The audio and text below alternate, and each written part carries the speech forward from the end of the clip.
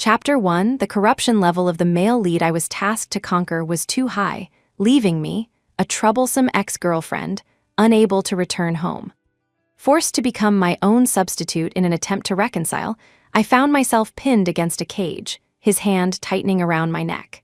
His low, unfathomable voice lingered by my ear. "My little dove, don't think I can't recognize you. Wendy, don't think I don't know you have a system and won't actually die." Atop a towering skyscraper, the man's husky voice suppressed an emotion on the verge of exploding, his scarlet eyes staring straight at me. The cold wind whipped the girl's thin white dress, accentuating her pale, sickly face that held no sign of life. Yet there was no hesitation on her bloodless face. Smiling, she took a slight step back. Like a kite with a broken string, she plummeted into the endless abyss. Only a whisper remained, like a shattered sigh. "I told you, you can't trap me." The roaring wind in my ears nearly swallowed all sensation.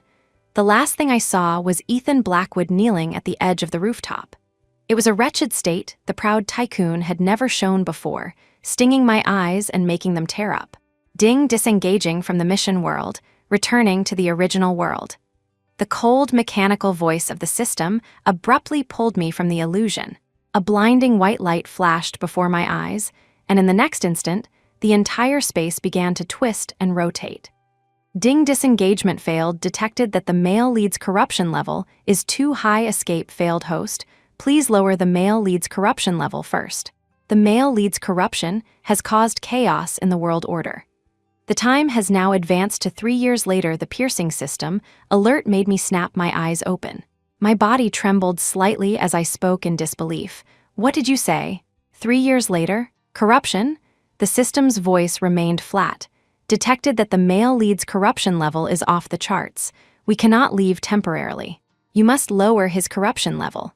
Furthermore, it is detected that the host's original body has already died from the fall. You can only use a new body to approach the male lead now. Good luck, host."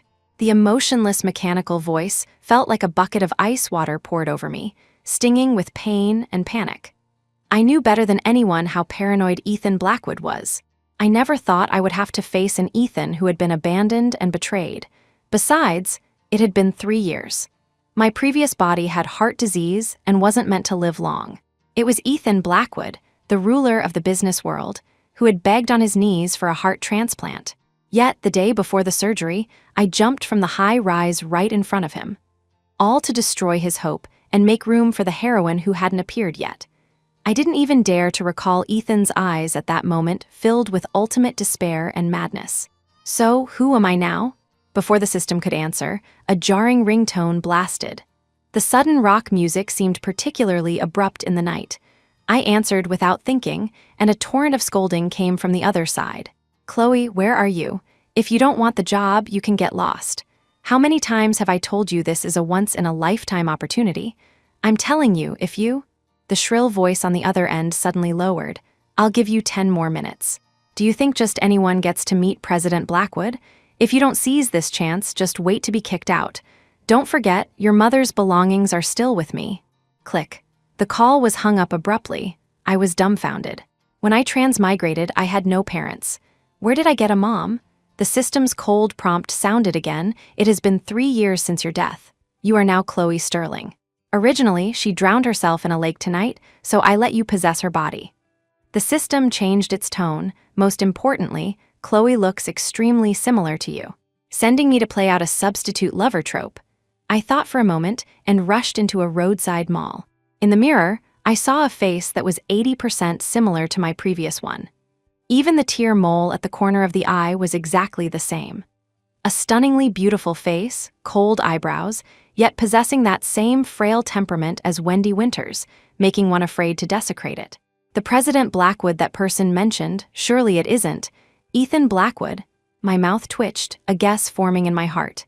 Don't tell me I'm being forced to use this face, which looks exactly like my old self, to seduce Ethan Blackwood. According to the plot, the heroine should have appeared 3 years ago. Using a face like mine to try and seduce him is simply overestimating oneself. I didn't want to go. Moreover, I really didn't know how to face Ethan. The man's terrifying gaze at the end made me flinch. But it's been 3 years. Maybe Ethan is already sweet and happy with the heroine. It is indeed Ethan Blackwood, and you must go. The system reminded coldly, if you miss this chance, you will have almost no opportunity to contact the current Ethan Blackwood. The Ethan Blackwood of 3 years later is different from the one in your memories. Chapter 2, Lincoln Harbor Bar. The sky was very dim. Dark clouds covered the sky as if they were about to crush down, brewing a torrential downpour. Following the location sent by the system, I dawdled my way to where Ethan was. Standing at the entrance of the bar, my legs were trembling slightly. I really didn't know how to face Ethan. My previous mission was to abandon him so that Ethan, after being crushed, would get back on the right track, become a powerful business tycoon, and then meet the heroine, Linda Lewis, to be saved by her. But Ethan forced himself upon me, even imprisoning me, causing the plot to go completely off the rails. I could only end everything by jumping off a building. The male lead will leave in 20 minutes. The system's cold voice sounded again, snapping me back from those depressing final days. I had no choice but to brace myself and walk inside. He wouldn't recognize me now anyway, and he wouldn't do anything to me. Room 45. The system quietly reported a room number and chose not to say more. The moment I saw Ethan through the glass of the private booth, my legs felt like lead. To Ethan, I had been dead for 3 years. He should have forgotten me, right? Wendy? Before I could think it through, the door in front of me was suddenly yanked open with a swish. A male voice shouted out uncontrollably, trembling slightly. I suddenly looked up. Spencer Hill also saw my face clearly at this moment and finally realized it wasn't Wendy Winters herself. Spencer felt a pang of pity inside. It wasn't her. Spencer took a step back, lowered his eyes, and muttered, "Sorry." There were many people in the booth, but the moment I looked up, I only saw one person. The man sat in the corner, the spotlight making him flicker between light and shadow. One hand rested on the side of the sofa, his long fingers holding a cigarette, burning with a deadly red light. Upon hearing the name, Wendy, Ethan abruptly raised his pitch-black eyes. The bluish-white smoke blurred his vision, but before he could see the person opposite him clearly, mist began to well up in his eyes. The moment he looked up, that familiar suffocating feeling instantly surrounded me. I felt as if I had been frozen by a spell, unable to move a muscle. Ethan stared straight at me for a long time. He opened his suit jacket with his hand, exuding a lazy and noble aura. Watching me approach slowly, he narrowed his eyes and extinguished the cigarette butt. He didn't seem to have any emotional fluctuations, as if he were looking at an irrelevant person. My palms tightened slightly, contemplating whether to leave. See, even after 3 years, facing such a similar face, he didn't feel anything anymore. My heart cooled a bit. I subconsciously took a step back, preparing to leave. Sorry, I walked into the wrong room. Wait. Spencer was just about to say something, but a painfully familiar tone cut through the noise. Ethan's voice was cold. Apart from being slightly hoarse, no emotional fluctuation could be heard. My shoulders trembled slightly. I couldn't help but remember the dark days in the basement. The foot I had stepped out reflexively pulled back. That fear crawled up my skin like a touch in my blood, and goosebumps rose on my arms. The later version of Ethan had left me with some psychological trauma.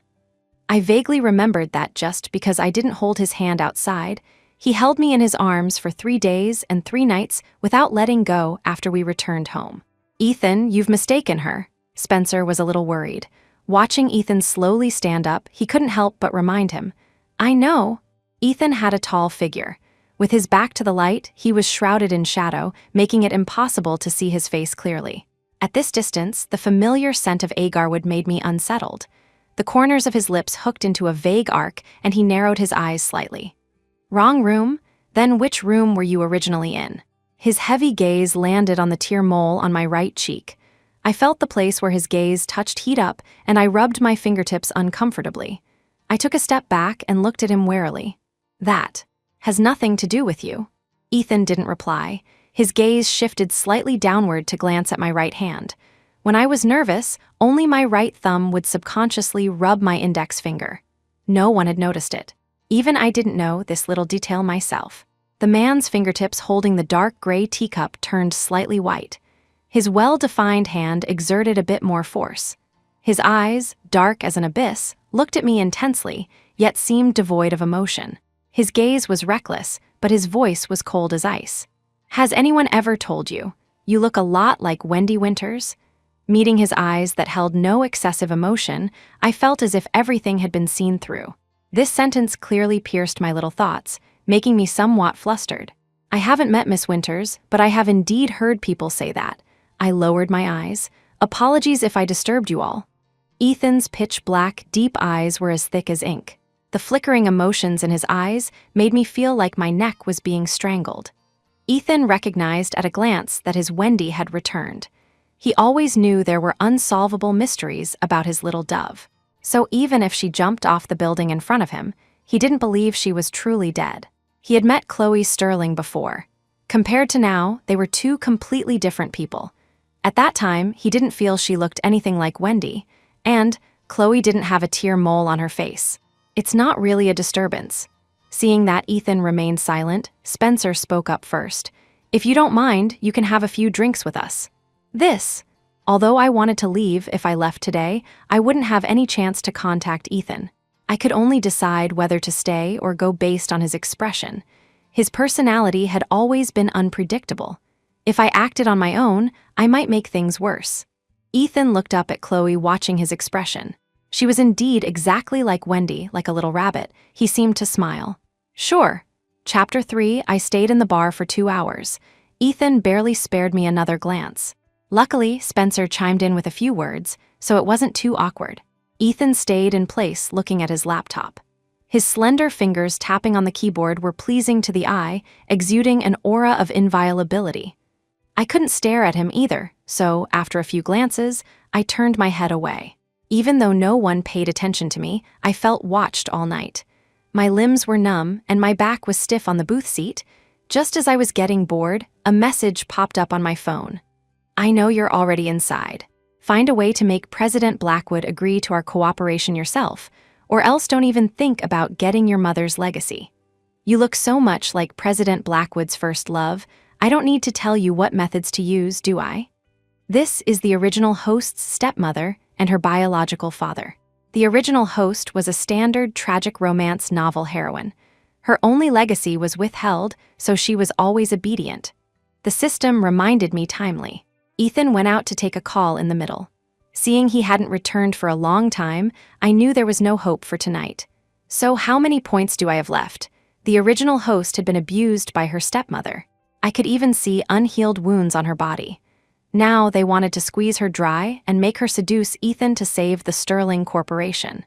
At this point, the original host had already committed suicide. I figured since I was occupying someone else's body, using a cheat to retrieve the legacy would count as fulfilling the original host's wish. 200 points remaining. These points were left over from conquering Ethan. As long as the mission was completed, points could be earned and used to exchange for various Golden Fingers cheats. I didn't expect they could still be used now. It seemed Ethan wasn't paying attention to me at all. Staying longer was useless. I stood up to bid farewell to Spencer and took a taxi back to the Sterling residence. A private villa built against the mountain, clearly a wealthy home. Yet such a family could force their daughter to be a substitute and seduce someone for a business deal. I thought for a moment at the door and had the system locate where the legacy was hidden. If I couldn't sneak it out later, I'd use points to buy a cheat. I imagined 1,000 scenarios of being mocked by the stepmother, Jenny Sterling, upon entering, but I never expected the door to open to a vicious slap. Jenny's tone was incredibly venomous. "Who told you to come back so early? Useless thing, I told you to seduce Ethan Blackwood and you failed? What about your dad's contract? You ungrateful dog, get out of here today." Luckily, I reacted fast enough and dodged. Without thinking, I slapped her back. Although this body was weak and theoretically couldn't beat anyone, the confidence Ethan once gave me was still there. When I strike, I don't hesitate. Because with Ethan, no one dared to fight back. I just forgot today that I was in a different body. Smack Jenny was clearly unprepared and was stunned by my slap. She froze for a moment before screaming like a madwoman, "You little bitch, you dare to hit me?" To be honest, that slap felt a bit weak. I was alone and helpless now. This body was quite frail. Feeling something was wrong, I turned to run. Humiliated by a public slap, Jenny was obviously furious. She grabbed my hair and pulled back. "I think you have a death wish someone hold her down." I felt pain. I couldn't break free at all and could only let several maids pin me down like a heinous criminal. "This bitch dared to hit me today. She completely disregards us. Giving you a chance to approach Ethan gave you an ego.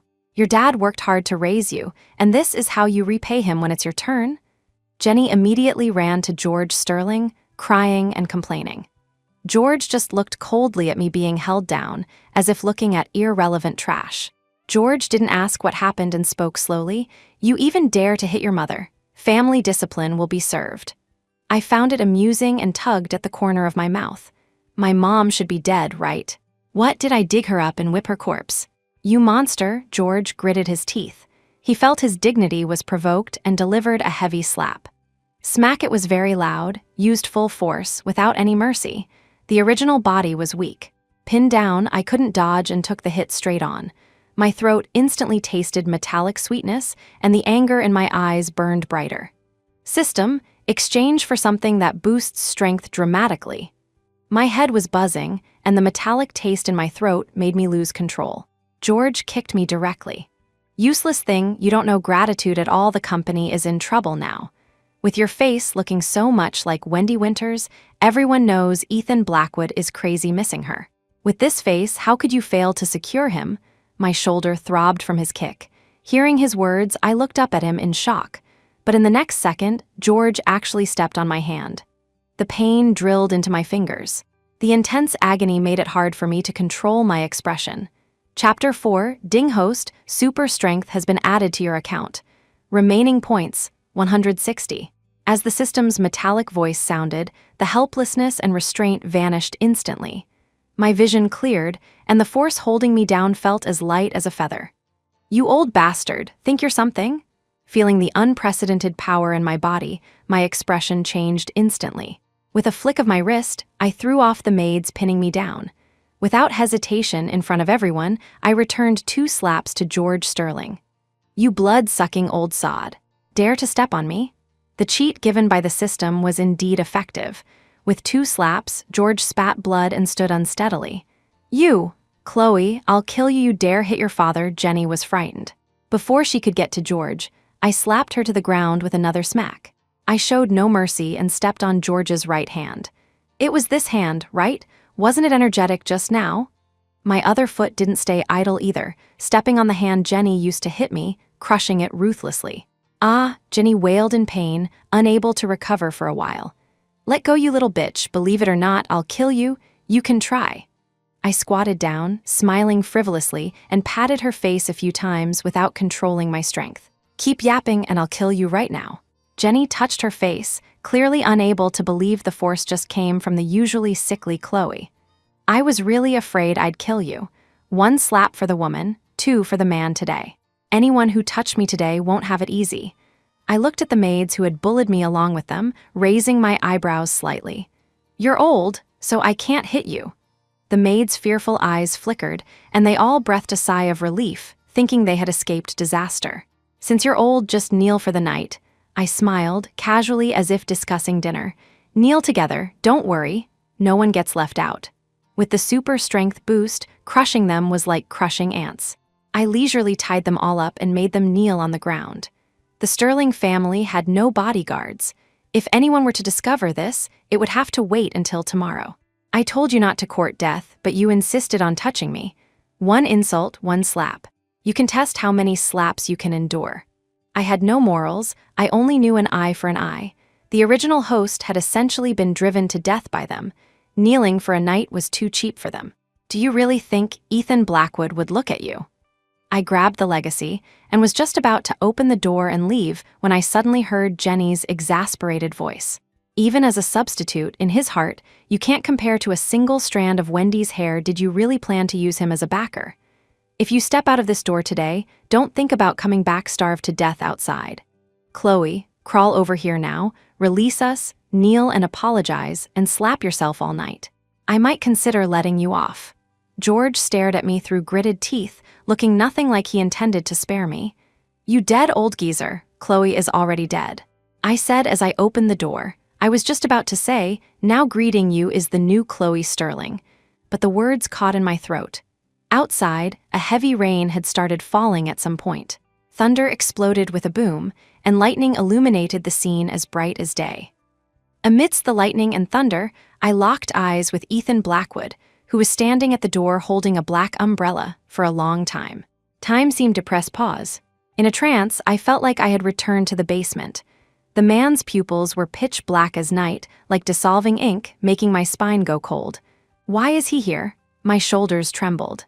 I took a step back, subconsciously wanting to block the door so he wouldn't see the scene inside. Anyone would know the scene inside couldn't be the work of a frail Chloe. It was obviously wrong, like some special ability was used. When I was Wendy, I had indeed done similar things. Ethan stood quietly in front of me.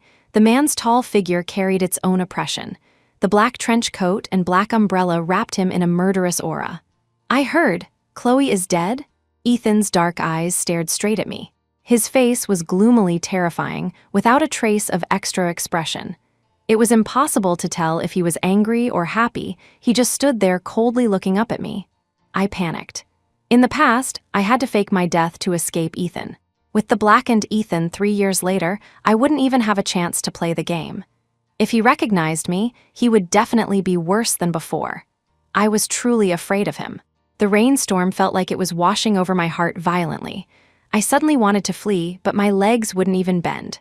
"Well, I meant that the current one is the new Chloe. Is that so?" Ethan looked at me with a faint smile, pressing closer step by step until I was pinned against the doorframe. "Of course. Sorry, President Blackwood, my parents aren't fit to see guests, so I'll close the door first." I carefully grabbed the doorknob, about to close it, but Ethan brushed past me and walked in. Ethan gazed at everything inside the living room from a distance. His eyes were like the night sky in winter, carrying a chill that made one shudder. "Your masterpiece?" Ethan looked down at the bewildered me, his eyes holding an imperceptible fondness. "Actually, it was like this when I arrived." My eyes instantly turned red. They usually abuse me, so I didn't want to get involved. Bullshit. Jenny was somewhat afraid of Ethan, but wanted to tear off Chloe's mask in front of him. She did this who knew her strength would suddenly become enormous, and her personality changed completely. "President Blackwood, I beg you, let someone release us. Don't be deceived by this little demon's innocent look." Ethan didn't even spare her a glance. He turned his head to look at me. I was too familiar with this look. It was the precursor to his madness. What I feared most was this look of his. The man's low voice suppressed violence, his tone hard and cold. "It was like this when you arrived." "Who hit your face?" He stunned me with the question. That old bastard George hit too hard. There was still obvious redness and swelling on my face. I fell silent, lowering my head without saying a word. Ethan took out a butterfly knife from his pocket. The cold blade patted Jenny's face. "Who did it?" Jenny was so scared she collapsed on the ground. "President Blackwood, it was George Sterling. It has nothing to do with me. Please let me go." Ethan raised an eyebrow. "What a pity. You're dishonest." As he finished speaking, he drove the knife straight into Jenny's right hand. The splattered blood blended into his black trench coat and disappeared. Ethan did the same to George's right hand. This time, he didn't rush to pull out the blade. He held the handle and twisted it a few times in George's hand. George emitted a foul smell from his lower body, but he didn't dare move his right hand, only screaming for help. After enjoying George's ugly state enough, Ethan sneered. Pointing at the maids kneeling on the floor with their heads down, he said to the bodyguards who had just arrived, "Cripple all their right hands, then send them to jail." Ethan lowered his eyes to look at me, his gaze lingering on the tear mole at the corner of my eye. The redness in his eyes gradually faded. With one light sentence, he had sentenced the Sterling family to death. I pretended to walk casually, inching toward the main door bit by bit. I wanted to leave but was blocked by Ethan's bodyguards. "Do you think?" Ethan's voice was slightly hoarse, smiling yet not smiling, the low trailing note containing a dangerous aura. "You can still walk away." I swallowed. I knew this was a sign that Ethan was somewhat angry. The man didn't give me a chance to refuse. He directly wrapped his arm around my shoulder and said, "Get in the car." Chapter 5. I wanted to ask Ethan why he came to the Sterling house, but the cold pressure inside the car kept my mouth shut. I could only sit obediently. Ethan leaned lazily against the seat. There was a cigarette in his mouth, but he didn't light it. He squinted slightly and glanced at me. Half of the man's face was hidden in the darkness. The possessiveness in his gaze was about to burn me. The familiar scent of agarwood lingered faintly. I sat on pins and needles and could only speak up. "President Blackwood, did you have business at the Sterling house tonight?" "Yes." The man's well-defined fingers tapped slightly on the car window, but he had no intention of continuing. I couldn't pry, so I asked carefully, "Then where are we going?" I hadn't forgotten he was a Yandir with maxed-out corruption levels. Ethan's pleasant voice seemed somewhat dangerous at this moment. "Home?" My heart sank to the bottom with a thud. My palms were sweating cold sweat. Ethan's eyes suddenly darkened, and in the next second they were as silent as a black abyss. "What? Are you unwilling?" A whisper laced with emotion came from beside me, like madness suppressed for a long time about to rush out of its cage. He had just checked all recent information regarding Chloe Sterling. The remote highway surveillance clearly recorded Chloe jumping into the lake, yet she appeared at the street corner safe and sound in her original clothes. The familiar feeling was back. He wouldn't mistake it even if he died. This time, my little dove should not think about taking a single step away from under his wings. Of course I'm willing. I scooted a bit closer to the window, confirming he was treating me as a substitute. Otherwise, given his nature, he would have gone crazy and locked me up by now. How could he speak so calmly with maxed-out corruption levels? But in a place I couldn't see, Ethan was staring straight at me through the rearview mirror, his scarlet eyes suppressing ultimate madness. The night wind was biting cold, and the sound of rain amplified the terrifying silence of the late night. The huge castle was lifeless, yet a mournful sound seemed to drift out mixed with the thunder. Heavy rain smashed against the window. Ethan held a black umbrella and extended his slender, well-defined hand toward me, smiling yet not smiling. "Do you want me to invite you out, my little dove?" His form of address changed. Boom thunder exploded. The castle turned ghastly white in an instant, and I clearly saw the undisguised desire in Ethan's eyes. I instantly felt like I was entangled by a venomous snake, chilled to the bone, sending shivers down my spine. I couldn't be more familiar with this place. I spent my final days locked here. There were countless pinhole cameras. My every move was under his surveillance. I never thought I would have to return to this nightmarish place one day. I tried to attribute this to being treated as a substitute, looking around like it was my first time here. Ethan hid the suppressed emotions in his eyes and curled his lips. His tone was very light and faint, yet it seemed meaningful. "Welcome home." He settled me in my original bedroom without the force or shackles I expected.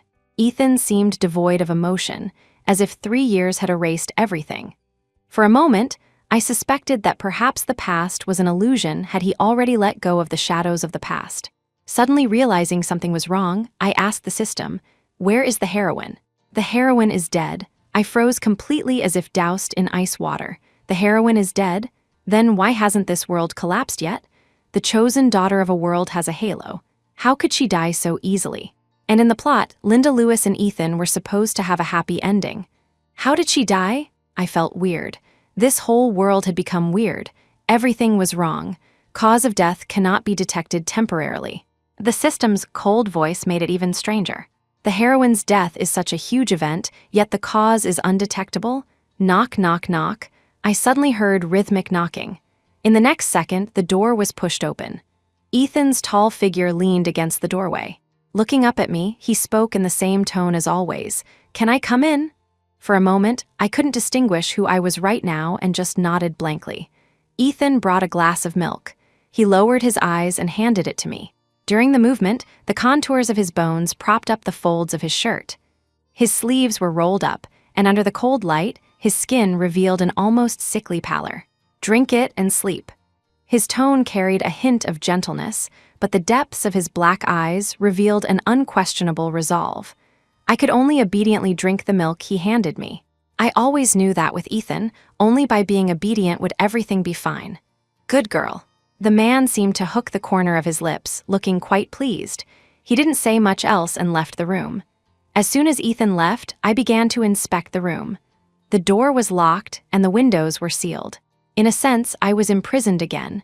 The only difference from before was that the cameras seemed to be gone. Still worried, I locked the door from the inside and asked the system again. There are no cameras. I was somewhat surprised. Maybe Ethan had found his conscience. After all, I wasn't really Wendy. He shouldn't be too excessive. Drowsiness swept over me. Thinking this way, I felt safer and fell asleep in a daze. Chapter 6. Morning light emerged. A dreamless night passed. When I woke up, my whole body ached, and my lips hurt as if someone had bitten them. I got up and checked the locked door. There was no sign of it being opened. Maybe this body was too frail, or I got hurt when I was pinned down at the Sterling house yesterday. Right now, I felt uncomfortable all over. Just as I was about to open the door, I heard Ethan knocking. What a coincidence! I walked out while rubbing my shoulder. I didn't react immediately and naturally walked toward the dining room like before. Ethan raised his eyebrows slightly, following me to the dining room one after another. When I realized something was wrong, I stopped abruptly. My back bumped right into his chest. The biting scent of agar wood instantly surrounded me, making my legs go weak. Ding corruption level 1. Remaining corruption level 99. Sorry, President Blackwood. I immediately jumped out of Ethan's arms and said sheepishly, "The food smells delicious. The dining room is this way, right?" I didn't expect a light bump to have this effect. I was surprised. "What do you think?" Ethan looked at me with a faint smile, his tone obscure. How could I bear to change anything here? The man's tone was light, but it weighed heavily on my heart. I pursed my lips and just whispered, "Let's go." The warm atmosphere in the dining room was starkly different from the overall oppressive and suffocating atmosphere of the castle. It inexplicably reminded me of the time when I first started the mission. Back then, Ethan treated me very, very well, gentle and meticulous to the extreme. Even when he was very, very poor at the beginning, he would desperately save money to buy a ring just because I looked at it a few times. He was extremely good to me, giving me his everything. But when his favorability maxed out and he proposed with a heart full of joy, it was time for me to abandon him. I just wanted to go home. I missed my mom and dad. Only by succeeding in the mission could I return to my world. Is the food to your liking? Ethan seemed like he was when I first started the conquest, no longer so paranoid and crazy. As if nothing had happened, he quietly put food in my bowl and added rice. It's delicious. Every dish was my favorite. How could it not be to my liking? Thinking of the purpose of coming here, I tentatively asked, "President Blackwood, are you going out this afternoon?" The fingers Ethan used to hold the chopsticks paused. He narrowed his eyes. Why? Looking at the weather forecast, the rain will be heavy these few days, so I asked. I continued to bury my head in the food. Going nowhere. Ethan's voice was a bit hoarse as he spoke indifferently. We were silent throughout the meal. Ethan didn't eat much either. He was mostly watching me eat. A strange atmosphere constantly flowed in the air, but I didn't notice the fleeting subtle emotion in Ethan's eyes as he watched me eat the food. After eating, I rushed back to my room. I always felt uncomfortable staying next to Ethan. I tucked my tail between my legs and went back alone to binge watch shows. We had no communication until night. At night, before Ethan could bring the warm milk, I fell asleep groggily. I dreamed of past scenes again. In the dream, Ethan strangled my neck with tears in his eyes, making me promise again and again not to run anymore. Lightning flashed across the sky, making the whole room bright as day. I sat up and calmed down for a long time. It's been 3 years. Ethan is obviously much gentler and calmer than before. Maybe I can really go home this time. Just as I wanted to turn on the light, I found the power was out. I panicked a little. I got out of bed and felt my way to the door. I thought I couldn't open it, but found that this time the door wasn't locked at all. Ethan's room was right next door. I felt my way to the door and knocked gently. "President Blackwood, are you inside?" I was very careful, afraid of waking him up. I hadn't forgotten that I was here to reduce the corruption level. Tonight was a good opportunity to get close to him. Chapter 7, Come In. The man's voice had a trace of raspiness from being woken up, like a deep, clear pool that even the wind couldn't stir. I walked right in naturally. I just woke up from a nightmare. I pretended to shrink my neck in fear, my shoulders trembling slightly. The power seems to be out here. I'm a little scared alone. The original host's skin was fair. Just standing there gave off a fragile, cold desire for protection. Ding corruption level 5. Remaining corruption level 94. Ethan liked this feeling very much, as if he had warmed her up. "What did you dream of?" His tightened pupils revealed a hint of danger, surging with unconcealable possessiveness. I can't remember clearly. I couldn't make it up in time, so I could only lower my eyes and rub my fingers. President Blackwood, why is your laptop still charging?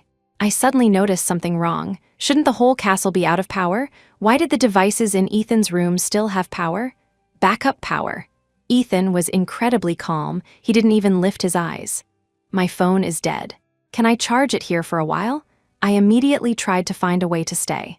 Although I didn't dare hide in his arms during the thunder, this situation made it easier to cultivate feelings. You can. The corners of Ethan's mouth seemed to curve slightly, his long fingers continuing to tap on the screen. I immediately sat next to him. Unfortunately, my phone was charging, so I could only stare at the window in boredom. Time flowed quietly. I sat next to him obediently like a little rabbit keeping him company. I was spacing out when I suddenly heard the system notification ding corruption level 10. Remaining corruption level, 84. The corruption level dropped so much suddenly. I opened my eyes abruptly and looked at Ethan in surprise. Ethan stroked the girl's mischievous hair tips with his hand. There's another laptop in the second shelf of the bookcase. You can watch shows first. Countless nights, he handled documents alone in the room with the lights off. But now Wendy was back, and she would keep him company. This was almost something he didn't dare to dream of. Alrighty. Bored, I got up immediately and rummaged through the bookcase. However, I didn't understand which shelf he meant by the second one. I looked through a few and couldn't find it, but I accidentally found a phone. A pink phone case, no password, and it even turned on. I was sure this wasn't a phone I had used. Whose is it? Why is there a woman's phone hidden here? Normally, there wouldn't be any women around Ethan. Just as I felt strange and wanted to ask, the low pressure beside me shut me up instantly. Ethan stood up behind me. His brows furrowed slightly, and his well-defined hand directly clamped down on the phone. "What are you doing?" Lightning flashed across the sky. The man's tall figure was instantly elongated. The shadow outlined the contours of his face even more three-dimensionally. The shadow cast by his eyelashes fell under his eyes, making the innate sharpness on him even more obvious. I immediately waved my hand, a bit cowardly. I didn't turn it on. I couldn't find the laptop just now and happened to see this phone. Ethan just gave me a deep look, put the phone back, and placed his long, pale fingers on my hair, articulating word by word. Nothing to see. I nodded obediently immediately, taking the laptop Ethan gave me and sitting next to him to watch shows. But now I had absolutely no mind to watch shows. I asked the system, "Whose phone is this?" The system was forced to answer. The heroine, Linda Lewis's. I froze completely. The laptop almost fell off my knees. Isn't Linda Lewis dead? Then why is her phone with Ethan? I wanted to ask the system, but the system automatically blocked me and didn't answer my question. I just felt it was weird, but I couldn't investigate deeply, so I had to watch the laptop honestly. Chapter 8, 7 days in a row. Ethan seemed to treat me completely as Wendy. Before going out, he would even hug me like a young couple. Yet even so, there seemed to be a strong sense of distance. The corruption level stuck at 70 and wouldn't budge. I had no way to proceed from my side, so I could only start with the missing Linda Lewis. Maybe the maxed out corruption level had something to do with her. Otherwise, why did I return 3 years later, after Linda Lewis died, to lower the corruption level instead of being sent back right after I died? Thinking of that phone, I decided to look for it again. Later, I noticed Ethan added several layers of locks to that cabinet. To get it and put it back without knowing, I had to use a cheat. System, exchange for telekinesis fetch. Ding telekinesis has been added to your account. Remaining points, 140. As long as I focused and imagined the shape and position of the item I wanted, I could retrieve the phone remotely. I closed my eyes. In the next second, the phone with the pink case appeared in my palm. I didn't dare waste time. I tried it and the phone could still turn on. This time, a password was set. System, what's the password? The system honestly reported the password. 42,715. I successfully unlocked the phone. I didn't know what to look for. Most chat records were gone, so I could only scroll through the gallery. But in a place I couldn't see, behind the mirror, the man quietly watched the phone appear out of thin air in my hand, the atmosphere around him cooling to freezing point. and I was completely unaware. The mirror in my room had long been replaced with a two-way mirror. My every move was under his surveillance. Scrolling through Linda's phone, I inexplicably felt like I was being watched. I asked the system uneasily, "Are you sure he didn't install cameras?" My sixth sense always felt uneasy. He always seemed to be able to predict everything. It was too strange. The system's voice carried no emotion. "I am sure, host." There weren't many photos in Linda's phone, but I suddenly saw a very long video. Everything filmed in the video was pitch black. I clicked on it quickly. It looked like a recorded video log. Linda was walking in a passage where everything around was dark and heavy. Only the candlestick in her hand emitted a faint, weak light. The walls were damp, covered in spreading moss. An empty secret passage. In the first part of the video, only the sound of her footsteps, tap, tap, tap, echoed in the pitch-black gloom. Even I, outside the video, felt nervous. I didn't know where she was, but I had an inexplicable intuition that this was inside Ethan's castle. The candlelight was very weak, flickering unsteadily in the bursts of cold wind. Linda suddenly reached the end. It was a huge stone door. I could even hear Linda's breathing trembling. She pushed open the stone door. What entered her sight was a huge crystal coffin in the basement. Linda was obviously timid and frightened. She bumped into something, which sounded as clear as a thunderclap in the extremely dark chamber. Linda slumped onto the cold floor. The phone fell to the ground, and I couldn't see anything clearly anymore. I only heard Linda's sudden scream, followed by heavy footsteps approaching slowly. Very slow, but carrying a steady pressure that instilled fear. The moment the phone was picked up, I saw Ethan's silhouette. In the next second, the video was cut off. Chapter 9, the video came to an abrupt end. I felt as if my heart was being squeezed. A bold speculation suddenly formed. Could it be? Linda Lewis's death had something to do with Ethan, but Linda was the heroine. How was that possible? Logically, apart from Ethan, no one should be able to kill Linda, who possessed the protagonist's halo. I instantly felt a chill run down my spine. But Ethan is the male lead. How could he do something against the Tao of Heaven? Or was it because his corruption level exploded? I went through the chat records again. It was Linda complaining to her best friend about how she couldn't get close to Ethan at all, saying he was a love brain whose mind was only filled with Wendy Winters. Later, Linda said he was a madman and that she didn't want to get close to Ethan anymore. I couldn't judge exactly what happened. The chat records were intermittent. I could only feel Linda's fear deepening continuously. But after reading, I had a vague feeling that Linda's death was definitely related to Ethan. However, there were no more clues, and I couldn't be sure. Just as I was about to return the phone, I accidentally opened the Notes app. Strategy Diary Day 1 arrived in a new world. The target of this strategy mission is quite handsome. Seems he has a white moonlight called something like Wendy Winters, but it doesn't matter. I will get the man I want. Some white moonlight is already dead and gone. Strategy Diary Day 2 successfully infiltrated Ethan Blackwood's company today. He really is my ideal type.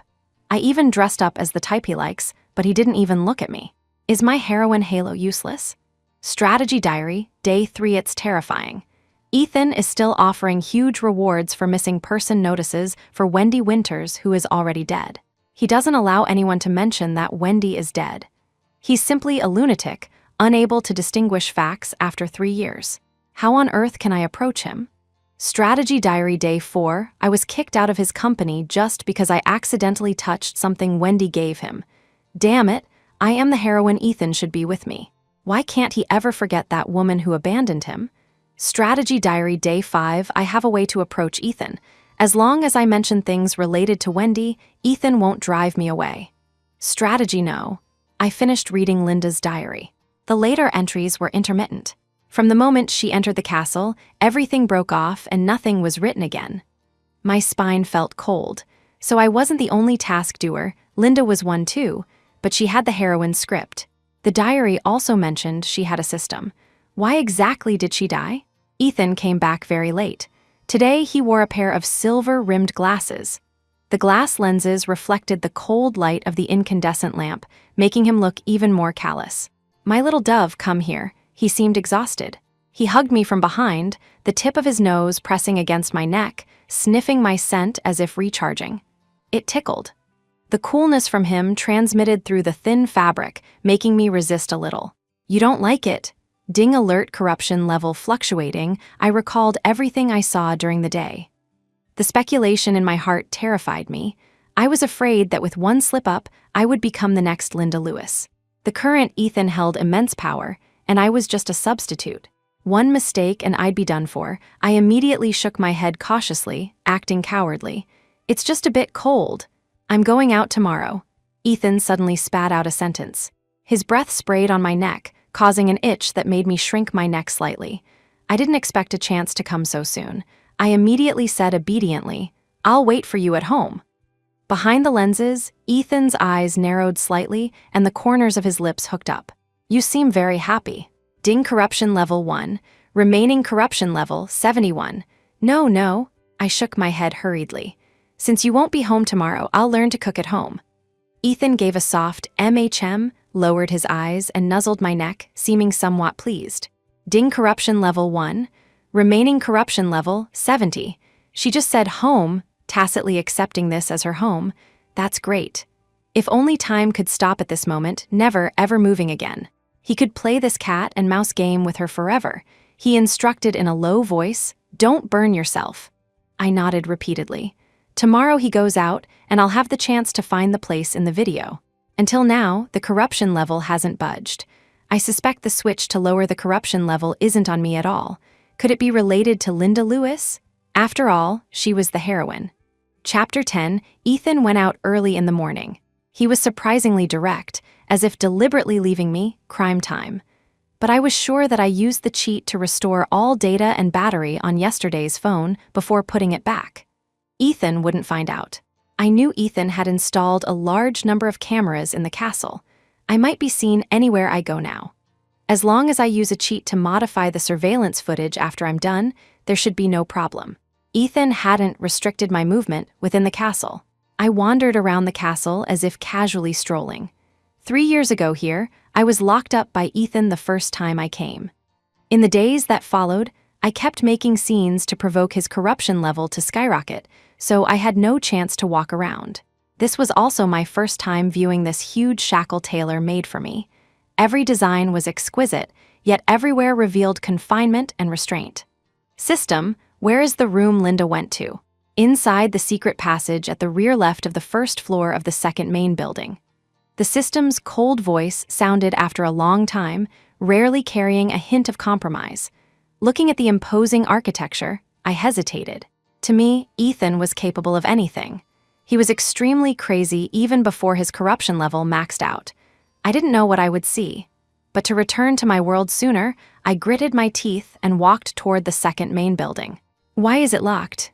I couldn't even enter the gate of the second main building. It was locked up. The lock was new, without even dust, looking like it had just been locked. It was probably to guard against me. I confirmed no one was around and said, "System, exchange for phasing wall passing." Ding phasing jutsu added. Remaining points, 100. I touched it tentatively, and my hand passed through instantly. I closed my eyes and passed through in one go, feeling like I stepped through a barrier, entering the second main building directly. When the dismal sunlight shone into the empty castle from the window, it undisguisedly exuded a bone-chilling coldness. And I was completely unaware that a pair of pitch-black, deep eyes were staring straight at me moving through the castle. I spent a lot of effort finding the secret passage shown in the video. A dark basement. Water dripped constantly from the damp walls, making crisp sounds. The air was filled with the smell of decay and dampness. Blurred fingerprints and unidentified stains still remained on the walls. I held a flashlight trembling, trying to illuminate the road ahead. Cold wind blew past, bringing a biting chill that made my spine sweat cold sweat. But thinking of Linda's reaction in the video, I was timid, yet still summoned the courage to walk forward. I hesitated when I saw that stone door, thinking for a long time before pushing it. What entered my eyes was a huge 3-life crystal coffin. Inside the pitch-black basement, talismans and paper strips hung everywhere. A gloomy atmosphere filled the air, suffocating and instilling an unsettling fear. Many runes were carved on the crystal coffin surface. An eternal lamp burned in front of the coffin, flickering slightly in the dark, appearing even more eerie. I stared at the three-life crystal coffin for a long time, unable to move a step, just staring blankly at the name carved on it, Wendy Winters. The oppressive atmosphere was filled with the scent of decay and death. I was trembling all over, not knowing how to view the various extremely explicit paintings pasted on the walls. Me in the paintings terrified, scared, bound, wearing very little, unbearable to look at. The colors were extremely vivid, yet the scenes were weird and horrifying. Inside, I was crying for mercy or lying quietly completely naked, lifeless, like an exquisite piece of art. The pictures were mostly scarlet, depicting my body curves, my struggles, scenes of imprisonment. This wall full of desire was like an evil claw from hell gripping me tightly, shattering my last filter of Ethan. I didn't know how Ethan, in this environment, painted my appearance over and over again. The exposure and madness of the paintings were to a degree I had never imagined, revealing desire and suppressed madness everywhere. Inside the coffin were my fragmented, unsightly remains after I jumped off the building. Broken, disgusting. I didn't even dare to take a step forward to see Wendy's appearance in the coffin clearly. No wonder Linda screamed in fright. My body, split apart and stitched up by needles, was too terrible, even nauseating. But Ethan stayed here, for how long, painting so many unbearable paintings facing a corpse in this situation. Lunatic, my legs were weak. I didn't want to see anything here. My broken corpse had been sealed here for 3 years, yet the body hadn't rotted, remaining as terribly clear as when I first fell. His obsession with me was at a level I had never imagined. I want to go back. I stumbled to the stone door, using all my strength to push it open again, preparing to leave this place. But when I opened the door, the familiar agarwood scent hit me in the face, almost making me unable to stand. I met Ethan's dark eyes, the bottom of which desperately suppressed surging emotions. I heard the system's broadcast delay for a long time. Ding corruption level 30. Corruption level max warning. My mind was full of the system's warning sounds, stabbing me with a splitting headache, making it impossible to focus on analyzing the situation. My little dove, game over. Chapter 11, I don't remember how I was brought back by Ethan. I only remember the cold shackles fettering my wrists like ice, extending to my ankles. Like last time, I was firmly trapped in the cage he wove. The spiral staircase wound upward. The original walls turned into thousands of gold wire cage bars. It turned out the third main building was a golden cage tailor made for me. What gives you the right to treat me like this? I was humiliatingly locked inside the cage, with no privacy, just like his proudest artwork, displayed for his appreciation like those paintings. There weren't even walls here. My every move was under his gaze. My little dove. Ethan's eyes were red, the undisguised desire in them licking my shackled body like it had turned into substance. My skin, flawless and tender as white porcelain, was firmly locked by gold chains, as if I would be trapped here forever. But his Wendy passed right through the wall under his eyelids. He couldn't lock her up at all, but he would use every method to keep her, as long as he could be with Wendy. Only this way will I feel a bit more at ease. Ethan lowered his eyes and stroked my hair, winding it around his fingertips, playing with it like a rare treasure. I never knew. My Wendy could walk through walls. I froze and backed away repeatedly. What did you call me? The man looked at me with a faint smile, his lips moving slightly. Haven't played enough yet? Wendy Winters. My whole body went stiff instantly. Everywhere the gold chains touched rippled with layers of chill, spreading to my spine, making me shudder. Do you think your acting is very good, my little dove? Ethan narrowed his eyes that resembled deep pools, his gaze abnormally cold. At this moment, the man's pitch-black eyes overlapped with the scarlet, desperate eyes I saw before falling. My breathing became chaotic, and I could only say, I don't understand what you're saying. Stubborn as always, Wendy. The man chuckled lightly. His cool index finger gently rubbed the tear mole under my right eye. Chloe already jumped into the lake and died, didn't she? My body froze slightly. My voice trembled, but I still said, but Wendy also jumped off a building and died, didn't she?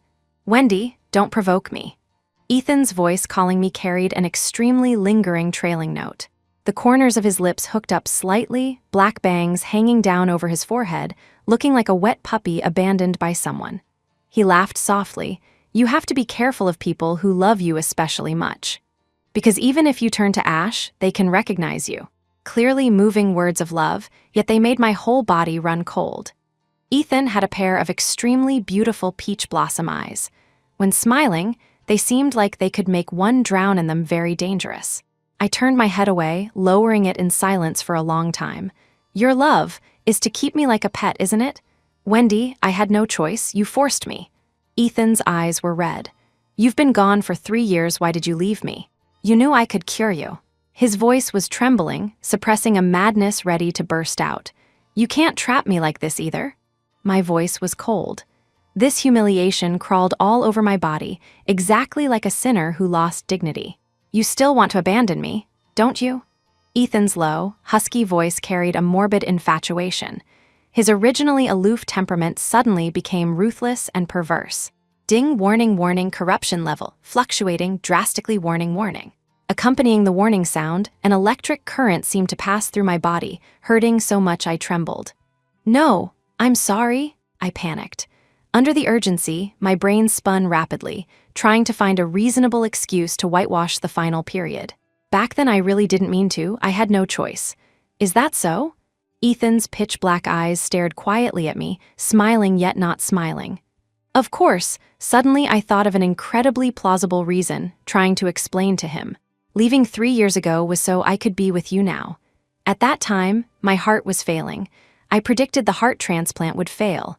You also know there are some unexplainable things about me, but only this way could I exchange for a healthy body. Oh, Ethan's thin, long finger tapped on my forehead. His voice was flat, devoid of fluctuation. Tell me then, why didn't you come to explain to me from the start? I paused, but then reacted immediately.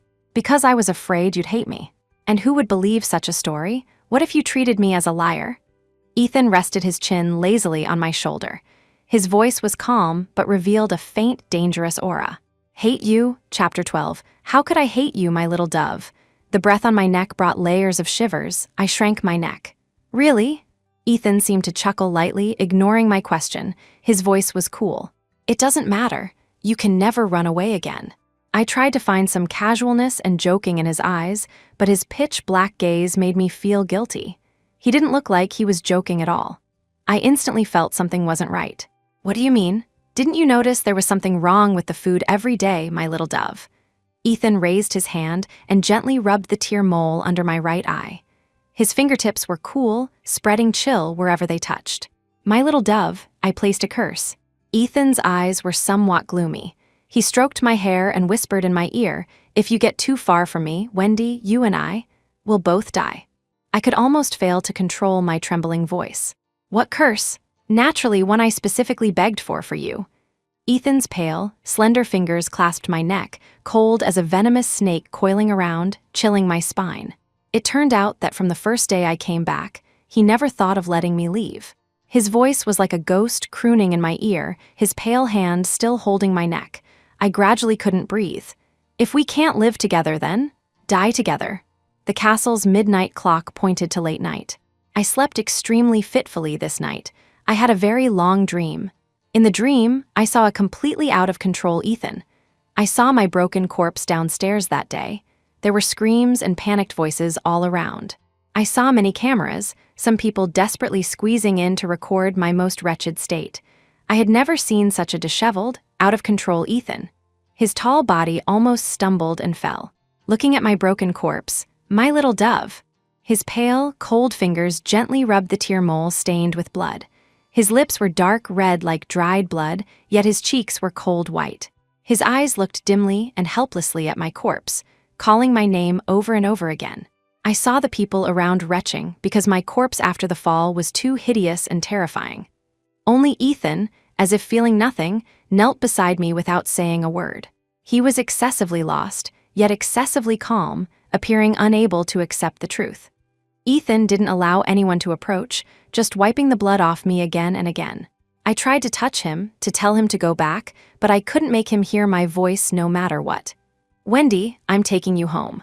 His voice was so light it seemed it would be scattered by the wind. Piecing together my broken body, he slowly picked me up and stumbled back. The streetlights around flickered. My blood soaked his white shirt. His hand hung down weakly. On the midnight street, it felt weirdly calm and creepy. "It's okay. Let's go home." The blood was spreading. Ethan's voice was filled with despair and helplessness. His Wendy was really dead. My heart inexplicably hurt very much, almost unable to breathe. I could only watch his back getting farther and farther away, his figure becoming more and more blurred. My vision suddenly went dark in the next second. The scene changed. The huge three-life crystal coffin, carved with marks of reincarnation. My corpse was soaked in mercury inside the coffin, not rotting but still broken and disgusting. I saw Ethan guarding my coffin day and night. The tunnel I thought was scary and gloomy was his favorite place to stay. That day, I saw Ethan fish out my disgusting corpse, wiping the foul-smelling body like a rare treasure, putting red wedding clothes on the corpse inch by inch. When the sun climbed out of the clouds, I saw Ethan personally putting makeup on my broken corpse. The dim light shone on the dark red satin, emitting a cold luster. The corpse had bright red lips but lacked flesh on the face. Dodder flowers were painted on the corners of the eyes and cheeks. Above the floral decoration hung a string of brilliant pearls. Everything was so weirdly beautiful. He seemed expressionless, speaking softly to the terrible corpse, stroking the places where the broken body was stitched. "Wendy, let's be together forever, okay? Never separate. No matter in what way." Chapter 13 Daylight was already bright. Sunlight reflected off the gold chains, emitting a cold light. I woke up from the huge golden cage, not yet recovered from the aftereffect of the dream. "Used to sleeping yet?" The man's deep, husky voice made my whole body freeze. I hadn't reacted from the dream yet and backed away repeatedly in terror. In the next second, the corruption level warning sounded again instantly. Ding, warning, warning, corruption level, maxed out, warning, warning. The familiar electric current passed through my brain. I clenched my hands in pain. Ethan's pitch-black eyes stared straight at me. In the next second, a slender, strong hand pinched my chin. "You're very afraid of me, aren't you?" Corruption level maxed out again. For the sake of the corruption level, I had to hide my emotions and soften my attitude. I shook my head repeatedly, explaining weakly, "No, I just had a nightmare." My breathing was a bit rapid. The alarm and electric current continued. I could only brace myself and throw myself into his arms. "I dreamt I could never come back. I thought I'd never see you again." I sobbed quietly, nuzzling in Ethan's arms. The man's cool hand stroked my back. Coldness spread wherever it went. I was trembling all over. I whispered, "Can you stay with me today?" I pulled his sleeve at the right time and shook it gently. "Can you?" Ethan looked down at my small hand holding him. His dark eyes flickered slightly, but he finally compromised. "Okay," she finally returned after being lost. As long as she didn't abandon him, he wouldn't refuse any of Wendy's requests. All he wanted, from beginning to end, was just for her not to abandon him. "I'll take you somewhere," I nodded. As long as I could leave this cage, anywhere was good. Ethan carried me into the car and put a bracelet on me. The style was nice, but without guessing, I knew it had a tracker and couldn't be removed. "Do you like it?" The silver wire on his glasses refracted weak light. His slender, pale hand caressed my face, his tone somewhat meaningful. I bit the bullet and nodded, pretending not to know there was a tracker inside, bending my eyebrows. "I like it." For the sake of the corruption level, I went a step further and whispered, "Not just the bracelet." I gently hooked his collar. The car door closed slightly. Ethan leaned down slightly, naturally closing the distance between us. Ding, corruption level 5. Remaining corruption level 95. The atmosphere instantly became ambiguous, breaths intertwining. He leaned close and called out, his slightly hoarse voice brushing past the tip of my nose like silk. I weakly let go of his collar. Pulled by me, 2 buttons of his shirt came undone. Under the smooth necklines, collarbones were faintly visible. I thought for a moment and silently buttoned him back up. "Fixed it. Let's go." Ethan looked down quietly at my reaction, amused. He leaned down closer, his breath spraying on the tip of my nose. "The mood is already here." I immediately pulled away, sitting straight. "You know, I've always been a reserved woman." The change was too sudden. I was worried about raising suspicion, so I had to restrain myself a little. Ethan narrowed his eyes lazily, just reaching out to ruffle my head. Even knowing it might be a tactic for her to escape, he still couldn't control feeling somewhat flattered. With Wendy, he was always the loser. I thought it would be close, but the car drove for a very, very long time. I didn't sleep well last night, so I fell asleep in a daze. In the dream, I recalled many things. When I first started conquering Ethan, we could shop like ordinary couples, squeeze together to eat at roadside stalls, hold hands to go to the beach, and make many, many wishes together. We had many, many memories. At that time, Ethan lost everything. His mother, the only one with him, passed away from illness. He told me with red eyes that he only had me left, begging me not to leave. In the hospital corridor, the dim lights and depressing atmosphere were dyed with a hint of despair. I hugged him and said I would accompany him forever and never leave him. He believed it. That day, Ethan shed his boyish air, covered in fatigue and distress, hugging me with red eyes. But I was a liar, here to deceive his heart. I suspected the meaning of my existence countless times. The system said this was all tribulation for the chosen one, and I was the love trial. Because he was selected as the male lead, he had to lose everything, suffer unbearable pain, and live according to the destined trajectory for a lifetime. Chapter 14, I don't know how long passed before I woke up from my sleep. The convertible's roof was open. The car seemed to have driven to a desolate open space. The sunlight felt warm on my body, and the surroundings were extremely quiet. Ethan leaned against the car body. Seeing me wake up, he immediately extinguished his cigarette.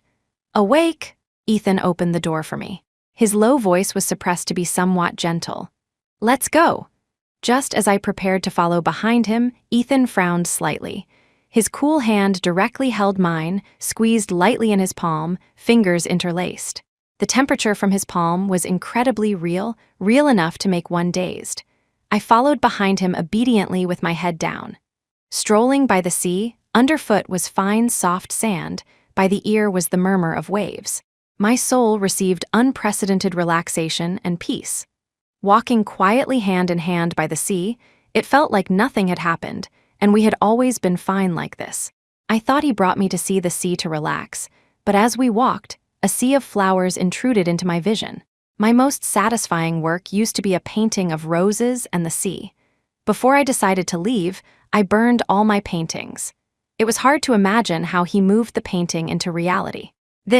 I was pleasantly surprised and wanted to walk forward, but Ethan pulled me into his arms, reminding in a low voice, "Roses have thorns."